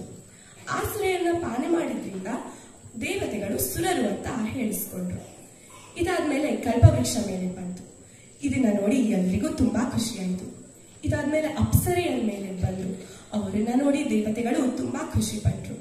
ಇದಾದ್ಮೇಲೆ ಐರಾವತ, ಹೀಗೆ ತುಂಬಾ ಅಮೂಲ್ಯವಾದಂತಹದ್ದು ಕ್ಷೀರಸಾಗರದಿಂದ ಎದ್ದು ಬಂದು. ಹೀಗೆ ಸುಮಾರು ಬಂದ್ಮೇಲೆ ಲಕ್ಷ್ಮಿ ಕ್ಷೀರಸಾಗರದಿಂದ ಎದ್ದು ಬರ್ತಾಳೆ. ಸಮುದ್ರ ರಾಜ ಬಂದು ಲಕ್ಷ್ಮಿಯನ್ನ ಮತ್ತೆ ಕೌಸ್ತುಭ ಮಣಿಯನ್ನ ವಿಷ್ಣುವಿಗೆ ಕೊಡ್ತಾನೆ. ಹೀಗೆ ಸುಮಾರು ಅಮೂಲ್ಯವಾದ ವಸ್ತುಗಳು ಬಂದ ಆದ್ಮೇಲೆ ಆಯುರ್ವೇದದ ಅಧಿದೇವತೆಯಾದ ಧನ್ವಂತರಿಯು ಅಮೃತದ ಕಲಶವನ್ನ ಇಟ್ಕೊಂಡು ಸಮುದ್ರದಿಂದ ಮೇಲೆದು ಬರ್ತಾನೆ. ಆ ಅಮೃತ ಕಲಶವನ್ನ ತೆಗೆದು ಶ್ರೀಹರಿಯ ಹತ್ರ ಇಟ್ಟು ಅವನು ಒಂದು ದ್ವೀಪಕ್ಕೆ ಹೊರಟೋಗ್ತಾನೆ. ಇದನ್ನ ನೋಡಿದ ರಾಕ್ಷಸರು ಅದನ್ನ ಕದ್ದುಕೊಂಡು ಓಡೋಗ್ತಾರೆ. ದೇವತೆಗಳು ಮತ್ತೆ ನಾರಾಯಣನ ಹತ್ರನೇ ಹೋದ್ರು. ಈಗ ಏನ್ ಮಾಡೋದು? ನಾರಾಯಣ ಮತ್ತೆ ಇನ್ನೊಂದು ಅವತಾರ ತಾಳ್ದ. ಯಾವ್ದು ಗೊತ್ತಾ? ಮೋಹಿನಿ ಅವತಾರವನ್ನ ತಾಳ್ದ. ಮೋಹಿನಿ ಅವತಾರವನ್ನ ತಾಳಿ ಒಂದು ಹೊಸ ವನವನ್ನೇ ಸೃಷ್ಟಿ ಮಾಡ್ದ. ದೇವತೆಗಳೆಲ್ಲ ಕಣ್ಬಿಟ್ಟು ನೋಡಿದ್ರೆ, ಅಯ್ಯೋ ಏನಿದು, ಇಲ್ಲಿ ಕ್ಷೀರಸಾಗರ ಇತ್ತಲ್ಲ, ಮಂದಾರ ಪರ್ವತ ಇತ್ತಲ್ಲ, ಎಲ್ಲೋಯ್ತು, ಇಷ್ಟು ಸುಂದರವಾದ ವನ ಇಲ್ಲಿ ಎಲ್ಲಿ ಬಂತು ಅಂತ ನೋಡಿದ್ರು. ಆದ್ರೆ ಅಲ್ಲಿ ಅವ್ರಿಗೆ ಅದನ್ನ ಯೋಚನೆ ಮಾಡುವಷ್ಟು ಅವ್ರ ಮನಸ್ಸು ಅವ್ರ ಹಿಡಿತದಲ್ಲಿ ಇರ್ಲಿಲ್ಲ. ಸುಂದರವಾದ ಕನ್ಯೆ ಒಬ್ಳು ಬಂದ್ಲು, ಮೋಹಿನಿ. ಕೈಯಲ್ಲಿ ಅಮೃತ ಕಲಶವನ್ನ ಹಿಡ್ಕೊಂಡು ಬಂದ್ಲು. ಎಲ್ರೂ ಅವಳ ಕಡೆ ಆಕರ್ಷಿತರಾಗ್ಬಿಟ್ರು. ಅವಳು 2 ಸಾಲನ್ನ ಮಾಡಿದ್ಲು. ಒಂದ್ ಕಡೆ ಸುರರು, ಇನ್ನೊಂದ್ ಕಡೆ ಅಸುರರು ಅಂತ. ಆ ಸಾಲಿನಲ್ಲಿ ಕೂರಿಸಿ ಆ ಅಮೃತ ಕಲಶದಲ್ಲೇ ಒಂದಿಷ್ಟು ಮದ್ಯವನ್ನ ಬೆರೆಸಿದ್ಲು. ಅದರಲ್ಲಿ ಮದ್ಯವನ್ನ ಅಸುರರಿಗೆ ಹಂಚ್ತಾ ಅಮೃತವನ್ನ ಸುರರಿಗೆ ಹಂಚ್ತಾ ಹೋದ್ಲು. ಎಲ್ಲರೂ ಕೂಡ ತಾವು ಅಮರರಾದ್ವಿ ಅಂತ ಖುಷಿ ಪಡ್ತಾ ಇದ್ರು. ಈ ಸಮಯದಲ್ಲಿ ಸಿಂಹಿಕಾ ಅನ್ನೋ ರಾಕ್ಷಸಿಯ ಮಗನಾದ ರಾಹು ದೇವತೆಗಳ ಮಧ್ಯೆ ಬಂದು ಕೂತ್ಬಿಟ್ಟ. ದೇವತೆಗಳ ವೇಷದಲ್ಲಿ ಅವನು ಅಮೃತ ಪಾನ ಮಾಡಿ ಆಗೋಯ್ತು. ಸೂರ್ಯ ಮತ್ತೆ ಚಂದ್ರ ಇದನ್ನ ವಿಷ್ಣುವಿನ ಗಮನಕ್ಕೆ ತಂದ್ರು. ಆಗ ವಿಷ್ಣು ಕೈಯಲ್ಲಿದ್ದ ಸೌಟಿನಿಂದಾನೆ ಅವನ ಋಣವನ್ನ ಕತ್ತರಿಸ್ಬಿಟ್ಟ. ಆದ್ರೆ ರಾಹು ಈಗಾಗ್ಲೇ ಅಮೃತ ಕುಡ್ದಾಗಿತ್ತಲ್ವಾ, ಹಾಗಾಗಿ ಅವನು ಸತ್ತೇ. ತಲೆಯ ಭಾಗ ರಾಹು ಅಂತ, ಉಳಿದ ಭಾಗ ಕೇತು ಅಂತ ಆಯ್ತು. ಆದ್ರೆ ಸೂರ್ಯ ಚಂದ್ರರು ಅವನ ಬಗ್ಗೆ ಹೇಳ್ಕೊಟ್ಟಿದ್ರಲ್ವಾ, ಅದಕ್ಕೆ ಈಗ್ಲೂ ಕೂಡ ರಾಹು ಹೋಗಿ ಅವರಿಬ್ಬರನ್ನ ಕಾಡ್ತಾನೆ, ತುಂಬಾನೇ ಕಾಡ್ತಾನೆ. ಅದನ್ನೇ ಆ ದಿನಾನೇ ನಾವು ಗ್ರಹಣ ಅಂತ ಹೇಳೋದು. ಇದಾದ್ಮೇಲೆ ಮೋಹಿನಿ ಅವತಾರ ತಾಳಿದ್ದಾನ ವಿಷ್ಣು. ಅವನು ಶಂಖಚಕ್ರ ಗದಾಪಾಣಿಯಾಗಿ ಎಲ್ಲರೆದುರಿಗೆ ಬರ್ತಾನೆ. ಆಗ ರಾಕ್ಷಸರಿಗೆ ಅನುಮಾನ ಬರುತ್ತೆ, ಏನಾಯ್ತು ಇದು, ಈ ಸುಂದರ ಕನ್ಯೆ ಹೇಗೆ ನಾರಾಯಣ ಆದ ಅಂತ. ಅದಾದ್ಮೇಲೆ ಅವ್ರಿಗೆ ಗೊತ್ತಾಗತ್ತೆ ಇದು ವಿಷ್ಣುವಿನದ್ದೇ ಅವತಾರ ಆಗಿತ್ತು ಅಂತ. ಅವ್ರಿಗೆ ಗೊತ್ತಾಗತ್ತೆ ನಮ್ಗೆ ಮೋಸ ಆಯ್ತು ಅಂತ. ಯುದ್ಧಕ್ಕಾಗಿ ದೇವತೆಗಳೆದುರಿಗೆ ಹೋಗ್ತಾರೆ. ಅವರಿಗೆ ಅಮೃತ ಬಲವಿತ್ತಲ್ಲ, ಸುಲಭವಾಗಿ ಗೆದ್ದು ಬಿಟ್ರು. ಇದಾದ್ಮೇಲೆ ರಾಕ್ಷಸರೆಲ್ಲ ಆಳುಗಳವರೆಲ್ಲ ಪಾತಾಳಕ್ಕೆ ಹೋಗಿ ಸುರಕ್ಷಿತವಾಗಿದ್ರು. ಕೊನೆಗೂ ಶ್ರೀಮನ್ನಾರಾಯಣ ಅಮೃತವನ್ನ ದೇವತೆಗಳಿಗೆ ಸಿಗೋ ಹಾಗೆ ಮಾಡಿ ಲೋಕ ಕಲ್ಯಾಣವನ್ನ ಮಾಡೇ ಬಿಟ್ಟ. ಹರೇ ರಾಮ. ಧನ್ಯವಾದಗಳು.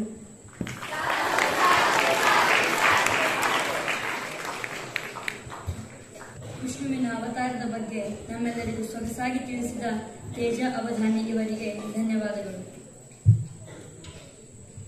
ಇದೀಗ ರಾಮ ಮಂತ್ರವ ಜಪಿಸು ಭಜನೆಯನ್ನು ಸ್ತುತಿಸಲಿದ್ದಾರೆ.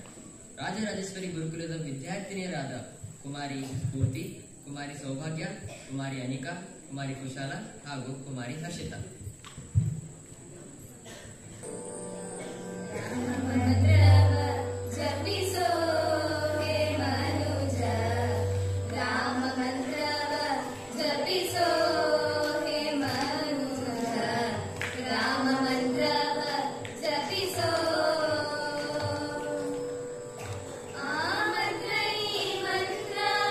ಜಪಿಸಿ ಕೆಡಲು ಬೇಡ ಆ ಮಂತ್ರ ಈ ಮಂತ್ರ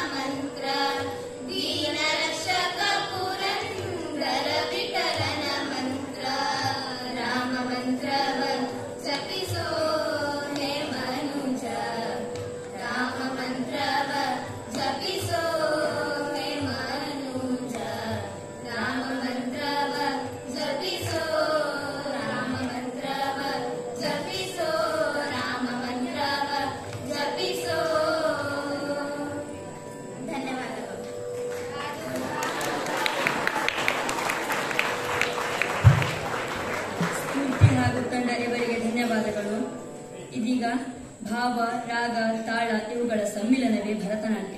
ಈ ಶಾಸ್ತ್ರೀಯ ನಾಟ್ಯವನ್ನ ತಮ್ಮ ಮುಂದೆ ಪ್ರಸ್ತುತಪಡಿಸಲಿದ್ದಾರೆ ಆರ್ಯ ಗುರುಕುಲದ ವಿದ್ಯಾರ್ಥಿನಿಯರಾದ ಕುಮಾರಿ ಭಾಮತಿ, ಕುಮಾರಿ ಧೃತಿ, ಕುಮಾರಿ ಚಿನ್ಮಯಿ, ಕುಮಾರಿ ನಿತ್ಯ, ಕುಮಾರಿ ಶ್ರೇಯ.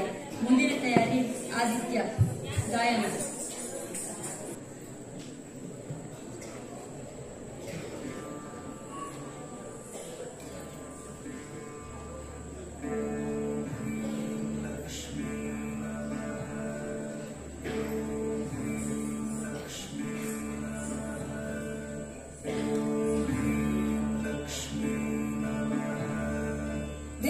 ದೇನ ದೇರಿ ನಕ್ಕ ದೇರಿ ನಕ್ಕ ಜಂ ಜಂ ಜಂ ದೇರಿ ನಕ್ಕ ದೇರಿ ನಕ್ಕ ದೇರಿ ನಕ್ಕ ಜಂ. ದೇನ ದೇರಿ ನಕ್ಕ ದೇರಿ ನಕ್ಕ ಜಂ ಜಂ ಜಂ ದೇರಿ ನಕ್ಕ ದೇರಿ ನಕ್ಕ ದೇರಿ ನಕ್ಕ ಜಂ.